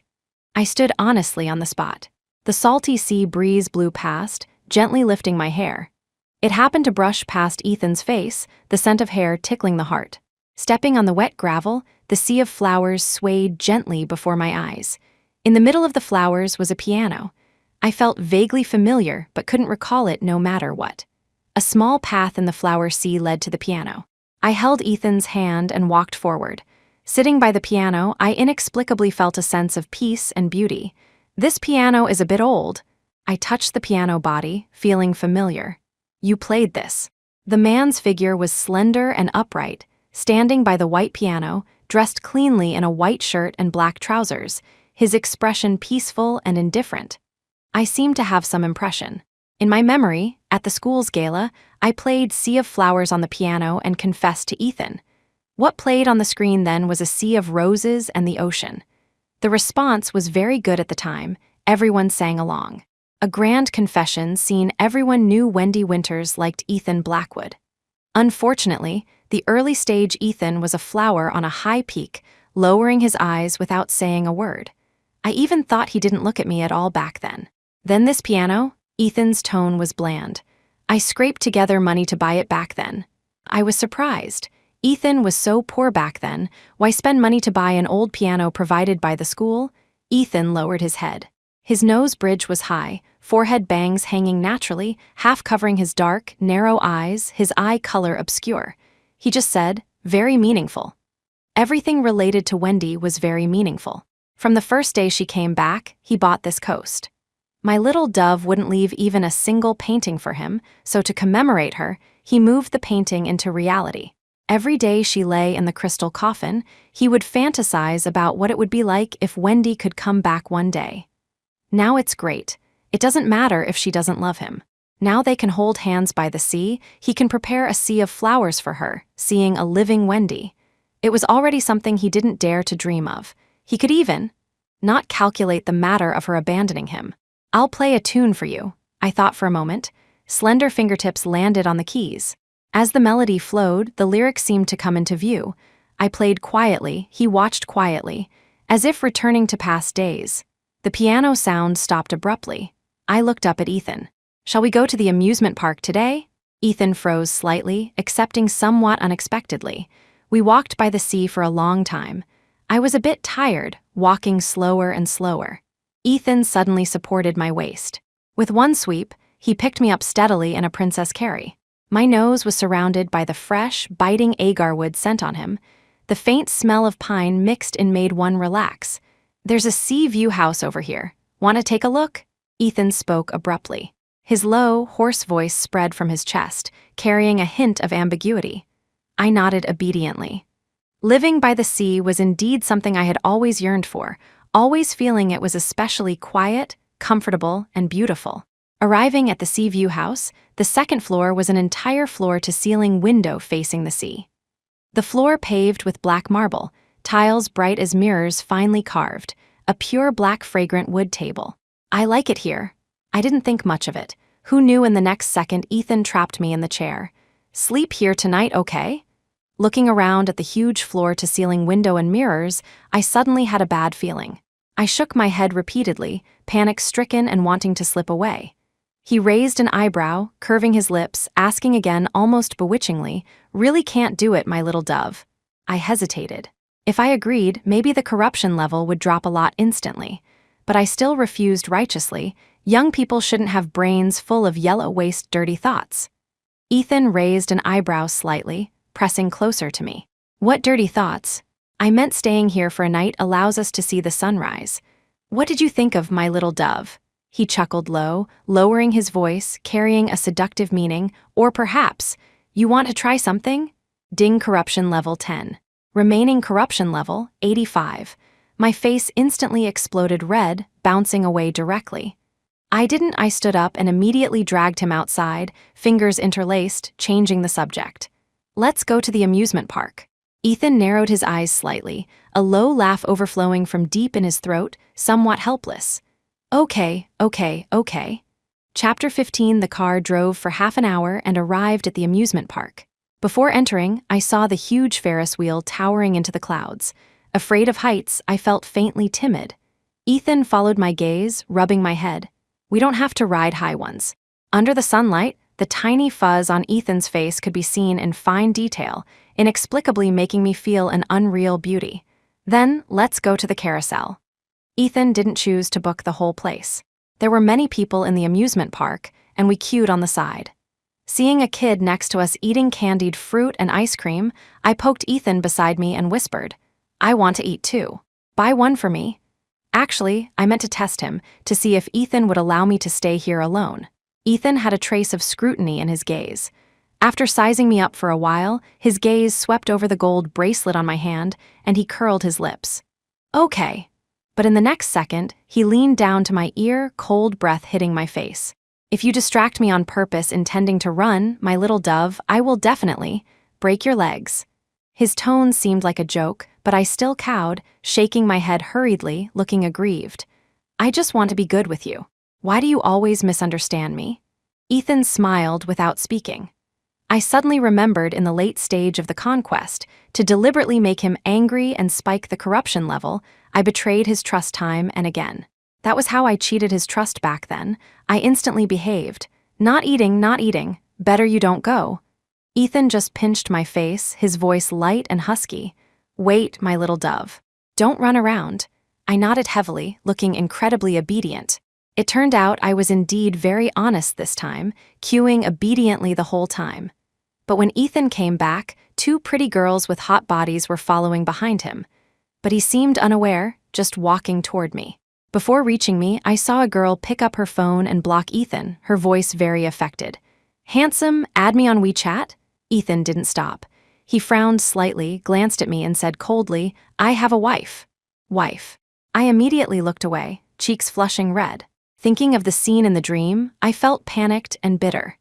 At this moment, there was more heartache. I clenched my hands slightly without speaking, but the girl clearly didn't plan to let go of the rare top-tier handsome guy and blocked him again. It's okay, just make friends. I frowned deeply, super unhappy. Just as I wanted to step forward, Ethan walked right past them as if he didn't see them, walking toward me. He handed me the ice cream first and said, "I'll hold the candied fruit for you first. Only eat half the ice cream, don't catch a cold." I bent my eyebrows, deliberately saying, "What about the other half?" Ethan's low, magnetic voice was calm and steady, incredibly natural. "I'll eat it." I still couldn't hold back and said lightly, "Quite popular, aren't you? Handsome." My tone contained jealousy I didn't even notice myself. Meeting Ethan's eyes that smiled yet didn't smile, I suddenly realized it and coughed awkwardly twice. Ahem. Ding corruption level 10. Remaining corruption level 75. The situation was awkward, so I changed the subject quickly. Let's go to the Ferris wheel later. Since he could leave with peace of mind, I should be able to move freely too. I suddenly had an idea to lower the corruption level. Ethan thought for a moment, seeing my eyes shining with expectation, and nodded. Okay. The sun sank, twilight approached. The afterglow of the sunset pushed aside the clouds, beautiful as a painting. Ethan's tall figure stood motionless at the edge of the amusement park. The setting sun sprinkled on him, plating him with a layer of dazzling halo, shining brilliantly. "Wait for me here for a bit." I carefully pulled his sleeve, looking expectant. "Can I?" Today the corruption level dropped a lot, unprecedentedly. I decided to be more proactive, striving to lower the corruption level more. Ethan's voice was bland, devoid of undulation. "Don't think about playing any escape games again. You have no chance anymore, my little dove." Not escaping, I grabbed his hand, feeling a bit wronged. "I just want to go buy something." Ethan raised an eyebrow slightly. "What thing?" "Not telling you." I threw myself into his arms and rubbed against him, saying, "If I run, catch me back and punish me however you want, okay?" Ethan looked at me, the dark color in his eyes becoming thick, articulating word by word, "You only have 10 minutes. MHM. I planned to buy a ring, but I couldn't find any selling diamond rings here, only a silver jewelry shop. I had to carefully select a silver ring. Just as I was choosing, I suddenly heard someone call me. The voice was neither light nor heavy, Wendy. I looked up abruptly, meeting a face I had never seen before. "Sorry, my name is Chloe," I reacted, not probing too much, just responding perfunctorily and continuing to look at rings. Time was tight, I didn't want to care about other things. But in the next second, that person called out unhurriedly, carrying a sense of danger from strategizing Anna York. I froze instantly, looking up incredulously at the stranger in front of me. That was my name in my own world. How could anyone know? Does she come from my original world? I took a step back, and the item in my hand fell to the ground instantly. Clang. My pupils constricted, and even my voice couldn't stop trembling. "Who are you?" Chapter 16, I ran back in the last minute and saw Ethan leaning against a tree. I immediately sprinted over and threw myself into his arms. "Bought it." I tilted my head up in his arms like a probing kitten, a bit out of breath. "But I hid it." Ethan didn't look very happy. I thought it was because I came back late, so I rubbed against him. "I chose for a long time, so it wasted a bit of time." Ethan's eyes sank suddenly, and his voice faintly revealed a chill. "Is that so?" I felt uneasy and asked, "Were you here the whole time?" Ethan narrowed his eyes slightly, his tone lukewarm. "I didn't move." "Why?" I had to shake my head and answer reasonably, "Because I didn't want you to know what I bought." "Secret." Ethan smiled without speaking, but his gaze couldn't help drifting toward the silver jewelry shop. Recalling the stranger in the silver shop, my palms seeped cold sweat. She said she was also a transmigrator. But if she's a transmigrator, how does she know more than me? And why could she predict she would meet me here? Friend or foe, I didn't know. She knew I only had 10 minutes. If I wanted to know more, I had to find a way to meet her the day after tomorrow at noon. She gave me an address and left. "What are you thinking about?" Ethan's cool voice pulled me back to my thoughts. We had arrived at the Ferris wheel. I knew I would be uneasy all day, but there was a more important matter at hand. I could only suppress the suspicion in my heart. "Nothing." I pulled Ethan onto the Ferris wheel. As the cabin rose slowly, the entire view of the amusement park came into sight. I noticed Ethan's face remained very grim. The air around us seemed to solidify. The dull silence made me nervous. "Are you scared?" I narrowed my eyes and leaned close to him, holding Ethan's cool, pale hand. "Only one thing makes me feel scared." Half of Ethan's face was hidden in the darkness. "What?" I heard my own voice. The man's voice was clear, deep, and mild, as natural as discussing today's weather. "I'm only afraid you'll abandon me." My heart trembled, not knowing how to answer.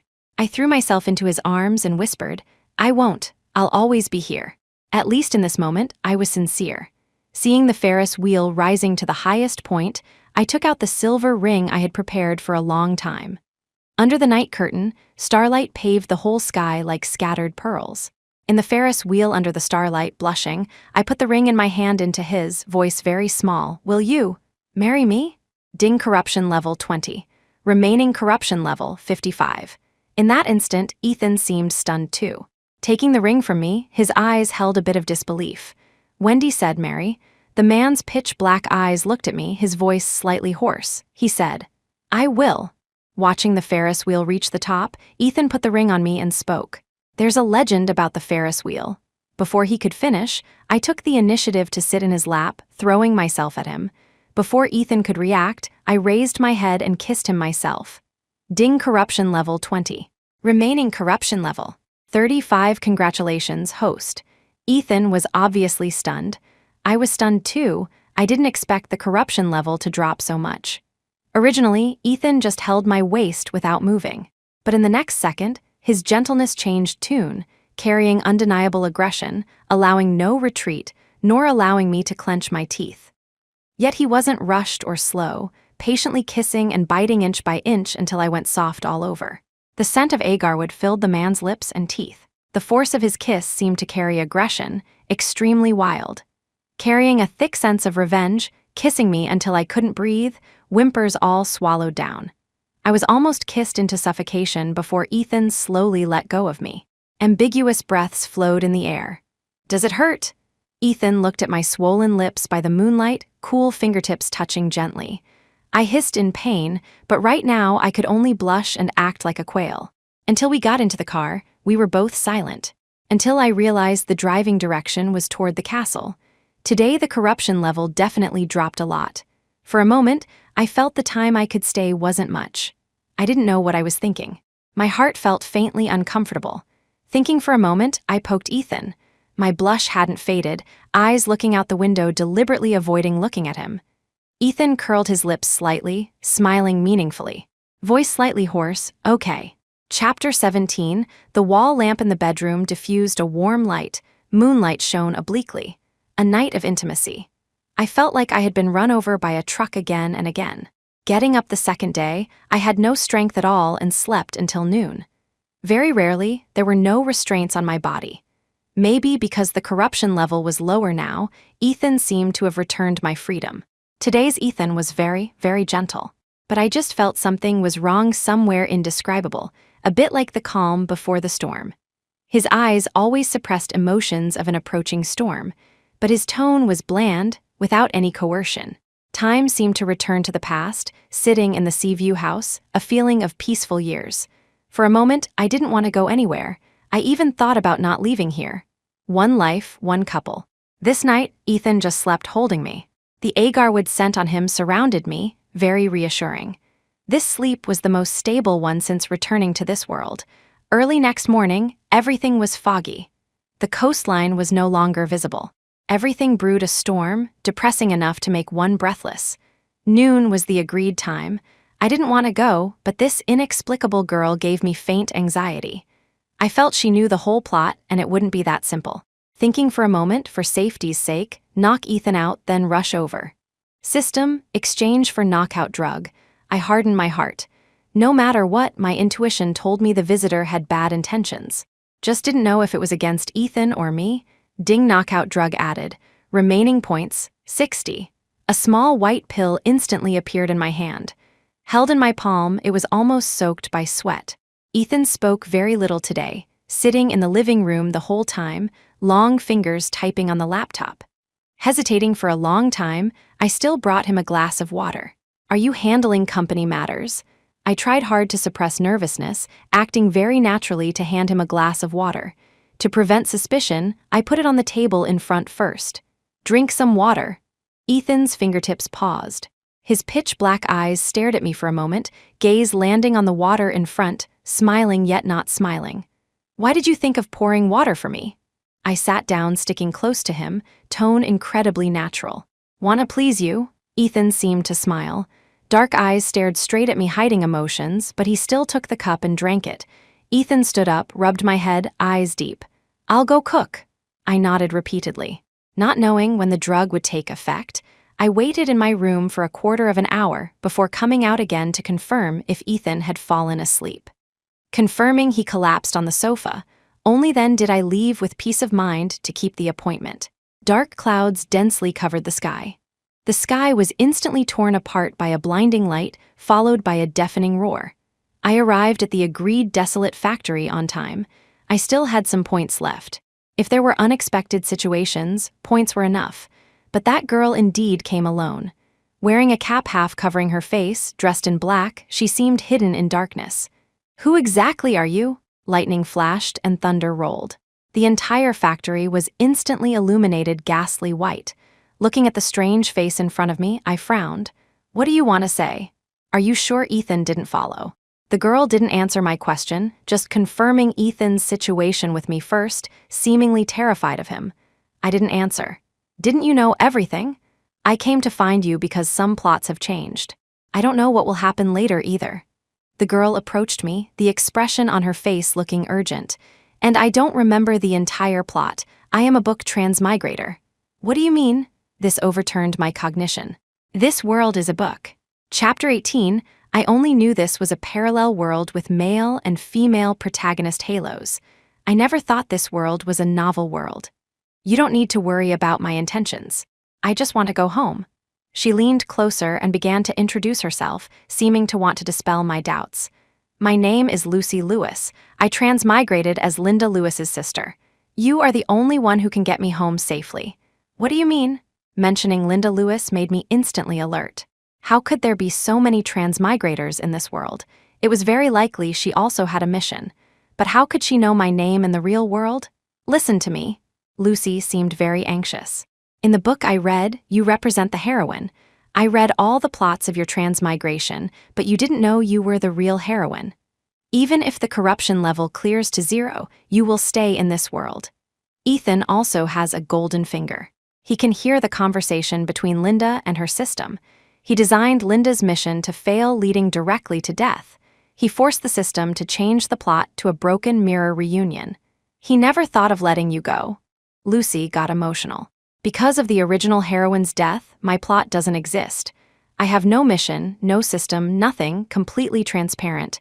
I don't want to be trapped here forever. Please, only you can save me. My legs felt a bit weak. Listening to everything she said in disbelief, my voice trembled. What do you mean? I tried every method, none worked to go home. I know you want to go home too. The only way for us to go home now is to make the world order chaotic again. Lucy lowered her voice. In an instant, lightning flashed and thunder rolled. As long as the male lead dies, the world order collapses and we can escape from here. Thunder rumbled. Everything revealed an oppressive aura. Time seemed to pause. I couldn't hear any sounds clearly. Male lead dies. No, according to what she said, if making the world order chaotic works, why didn't she find a way to kill me directly, instead of going through great lengths to persuade me to kill Ethan? This is very risky because I may not believe her. I calmed down quickly. Then why don't you just kill Ethan directly? Lucy was incredibly frank. I thought about it. After all, Ethan is too dangerous. Linda just wanted to conquer him and died directly. But you have a system. The world can repair bugs. You can be reborn with the mission again. Ethan doesn't. Lucy's tone was somewhat helpless. I thought for a long time, Ethan has the male lead halo. Only you, as the heroine, have the possibility to kill him. Besides, he loves you so much. If you want to kill him, he may not want to live. One sentence instantly felt like thousands of needles stabbing my heart. If you want to kill him, he may not want to live. Was I really going to kill the Ethan who had been with me for so many years and loved me so much based on one-sided words? Unless I was crazy. But I wasn't prepared to refuse directly. I reasonably suspected she also had a mission. I wanted to know what her goal actually was. Now it seemed highly likely her mission was to make Ethan die, but she was powerless after transmigration, so she wanted to deceive me now. Even if leaving, I didn't wish for her to threaten Ethan. A person mastering all plots this is extremely dangerous. Lightning illuminated the sky again.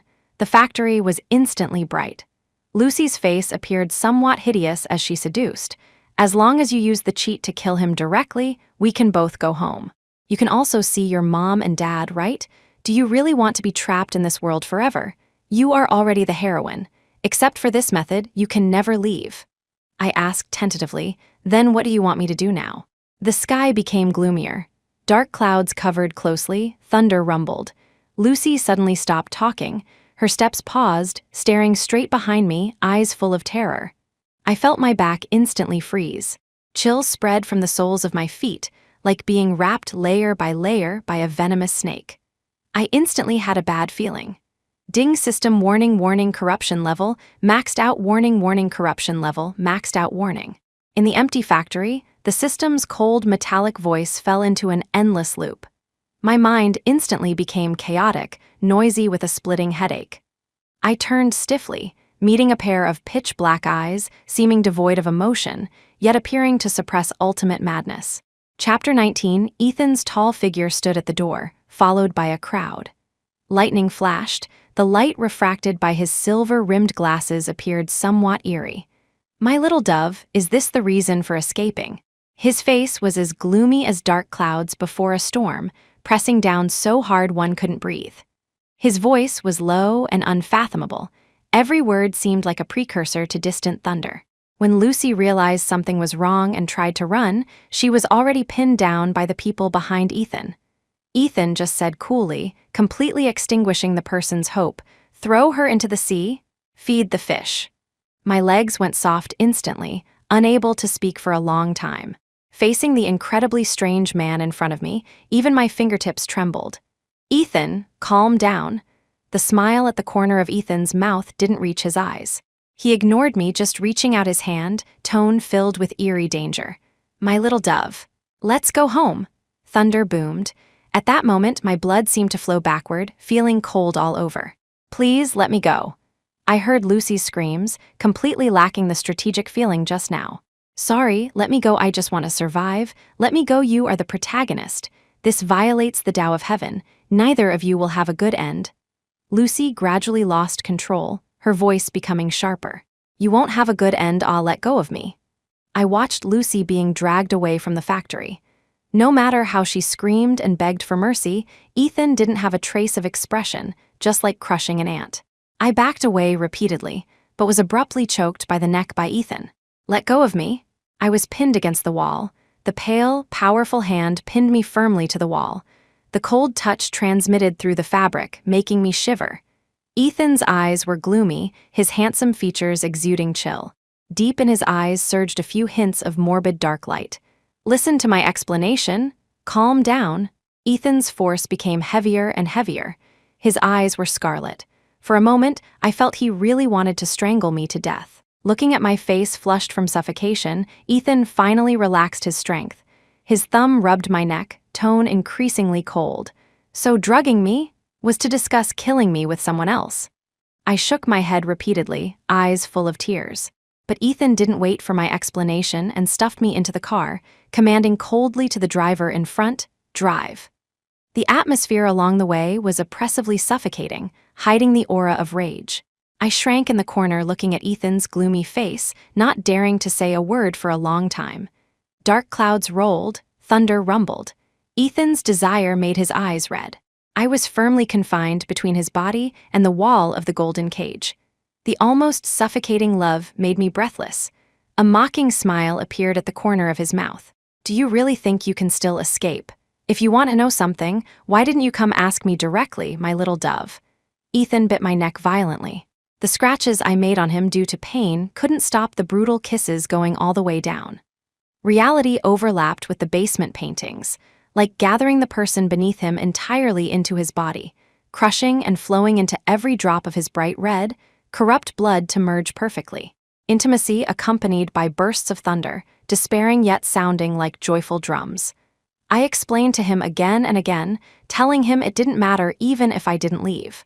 But he didn't believe me. Mentioning leaving only made him crazier. My tears dried up, throat shouted hoarse, yet couldn't exchange for half his pity. Ravaged like a lifeless rag doll, bruised all over, covered in mess. The rain probably stopped. But early next morning, when I thought everything was over, I was completely unaware of what would happen next. As soon as I woke up, I saw Ethan sitting on the sofa nearby. That slender, well-defined hand was holding an unknown syringe, tapping it casually. Awake. His voice was cool.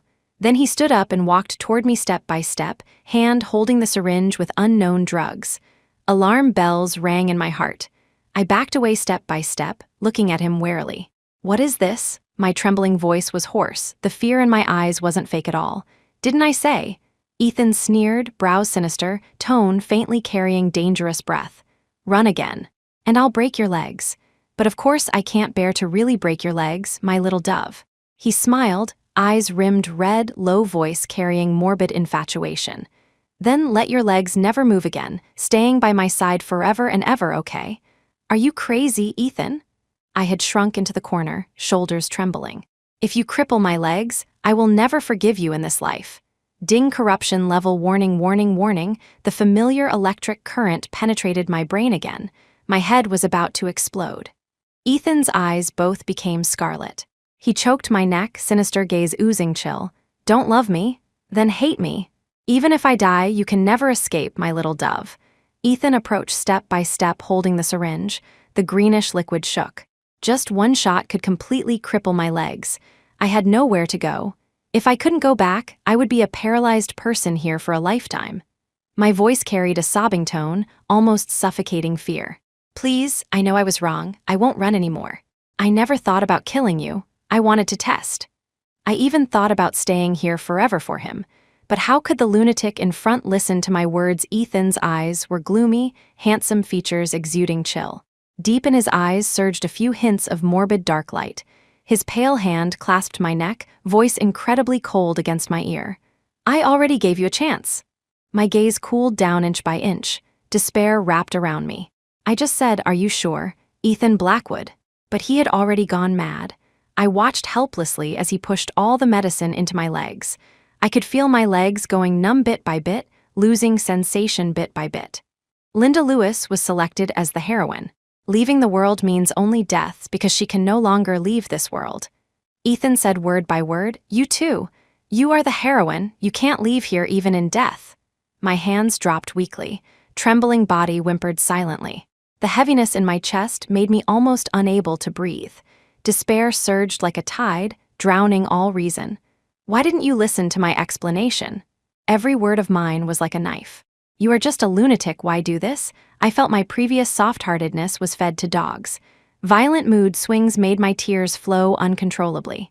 Because, cold fingertips wiped away the hot tears. His eyes held morbid obsession, thin lips articulating word by word. I love you. This love is morbid, shameful, but I still love you. Chapter 20, I couldn't tell what kind of days these were. A paralyzed person, unable to control the body, inside a cage with no privacy, being monitored constantly. Tears dried up without exchanging for half his pity. I was like an animal that couldn't even move. Unable to live, unable to die. My food, clothing, and expenses all relied on Ethan. I couldn't walk, couldn't leave the golden cage a step. Everything I did was under his comprehensive surveillance. Say you love me. He choked my neck again and again, begging me to say I love him, like a lunatic who lost reason, clinging to the last trace of belief to survive. Say you love me, my little dove. Ethan. I just smiled, letting him gnaw on the corner of my lips again and again. I don't love you anymore. No one would fall in love with a lunatic who turned themselves into a cripple. I could only lie quietly on the bed all day. My face was white without any blood, thin without any extra flesh. Hair spread messily on the bed, inexplicably appearing tragically broken. Hatred grew day by day. Day after day of dull and boring life, no privacy, no world of my own, watched like an animal. I knew I could never leave again. Living like this was a fate worse than death. He often said this was what he wanted. Wanted me never, ever to have a chance to escape. Wanted me to entwine and rely on him like dodder flowers. Wanted me to submit obediently in the prison he set up. Wanted my world to have only him alone. I slowly looked at the monitor, tone holding only despair. It would have been better if we had never met. That way, maybe, we would both be living well in each other's worlds, instead of torturing each other like this. My voice was trembling, exhausting my strength to say, I hate you. So I decided to end everything. With the remaining points, I exchanged for teleportation. He placed a curse. If too far apart, we would both die. Long-term mental suppression made me somewhat extreme and crazy. Then let's die together. No one lives. The second before teleporting, I saw Ethan's figure appear in front of the golden cage. His eyes were red, somewhat out of control, as if predicting something. I looked at him, word by word. Remember, this is the cause you planted that killed us. My final voice was as thin as paper, yet transmitted to the ears incredibly stinging. In a patch of ghastly white, the world before my eyes began to spin and gradually dissipate. I closed my eyes from the sting. I didn't know how far I teleported. It was empty here. My legs couldn't move anymore. I fell to the ground and could never stand up again. I just thought the curse didn't activate, harboring a trace of luck. But in the next second, the heart felt like being cut by a knife instantly. As if thousands of venomous insects were gnawing all over the body. Skin festered inch by inch. I twitched in pain. My lips were turning purple, rolling on the ground in pain. The intense pain made my consciousness blur. I bit my lip hard, leaving only sky filling hatred. My heart felt like being squeezed, even breathing hurt. Nails dug into palms, hatred growing infinitely. This time, I might really be dying. Chapter 21, Anna, you're going to be late for the old witches class.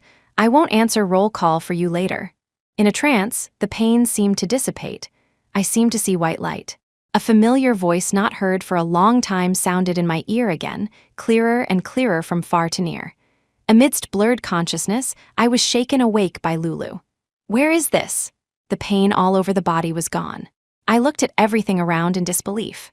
In the next second, Lulu slapped me directly. Anna, are you sleep stupid? Slept from last night till now and still not awake. Familiar university dorm, familiar desk, and familiar Lulu. The chatter faintly coming from outside was full of youthful atmosphere. I came back. Ignoring Lulu's shouting, I ran outside desperately. I want to go home. Where are you going? Anna, being late, the old witch will destroy you. Lulu chased desperately behind. Ask for leave for me, Lulu. I ran all the way. I need to go home. Just as I turned back to talk to Lulu, I accidentally bumped into someone. I apologized hurriedly. So sorry. But in the next second, the familiar biting agarwood scent surrounded me.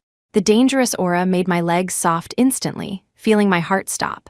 I slowly raised my head, only seeing a slender, pale hand reaching out. A gust of wind blew. I shrank back. A low voice carrying a cold quality fell. The temperature of fingertips burned on the cheek. My chin was forced up, facing upward, pupils dilated slightly. I said, Death, don't think about leaving me either. His thin lips slowly spat out 2 words. Anna York. My name is Ethan Blackwood. At 16, I met Wendy Winters for the first time. Maybe I should call her Anna York. The first time we met, she handed me a love letter. That day, I only remembered the sunlight sweeping over the mole at the corner of her eye. Very beautiful. The second time we met, she effortlessly beat down a bunch of burly men, blocking in front of me, saying she would protect me forever. I thought, she must like me very much. What a coincidence, I like her very much too. Later she came to find me every day, always chattering, having endless things to say, quite lively. I seemed to start getting scared. Scared she would leave suddenly, scared she would get tired, scared she would chatter to others. I really wanted her world to only have me. That year in the hospital corridor, she hugged me, saying she would accompany me forever. Actually, I knew she was lying to me. I saw the little movements she made out of guilt. It doesn't matter. I will make everything become true. But starting from a certain day, everything changed. Wendy seemed to loathe me very much, always thinking of leaving me. She said everything was a lie to me, she never loved me. It doesn't matter, none of this matters. It's enough that I love her. If Wendy wants to leave, then lock her up. Locked up, she can't go anywhere, she's mine alone. In her world, having me is enough. I thought it would always be fine like this. But suddenly, Wendy fell ill, very, very ill. None of this matters. I will cure her, I will spare no cost. But I watched with my own eyes as Wendy jumped off the building, dying in front of me. They told me to restrain my grief, said she died and wouldn't come back. How is that possible? There were always unsolvable mysteries about her. These were all just tactics she used to leave me. I didn't believe their words. How could my little dove die so easily? I knew she would definitely come back. I would wait forever and ever. Later, a person named Linda Lewis appeared. I didn't expect I could hear her thoughts. It turned out this world is a book, and she and Wendy are the same, task doers. Linda is the heroine. Heard I must be with her, so everyone else has to leave. So it turned out she harmed Wendy. Without her, Wendy wouldn't have left to make room for her. It doesn't matter. If she dies, Wendy can come back. She died. Now there are no obstacles. 3 years. My Wendy really came back, I knew it. She wouldn't leave me. I thought this time would be different, but she wanted to leave again. Wendy can walk through walls. I could only cripple her legs, then lock her up. This way she can't go anywhere, finally won't leave me. She said she hates me. It doesn't matter. If you don't love me, then hate me. At least you care about me. That day, she finally decided to kill us. She told me I caused our deaths, but only this way can we be together forever. Why can't you just stay with me obediently? Why can't you be with me forever? I don't regret it, but I watched her vanish before me. Wendy died again. To leave me, she even chose to die with me. But I said, death cannot separate us either. This time, I will come to your world to find you. We will be together forever.